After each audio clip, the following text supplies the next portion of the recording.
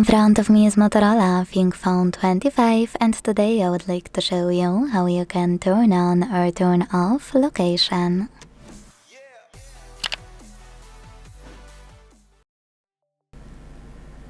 First of all, go into Tap menu by swiping down from the top right corner of your screen, like that. Now, to use location fastest, you should place it over here somewhere. To do that, use this pen icon at the bottom right corner of your menu. Scroll to find location shortcut, and when you find it, hold it. Then drag it to the perfect place and let go. Click on the back button and tap on your new shortcut.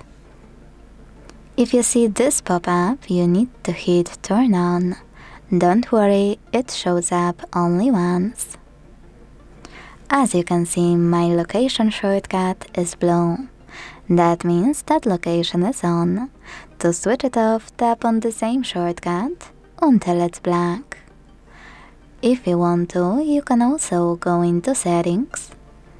Scroll to click on location section here and manage it thanks to this switcher next to use location.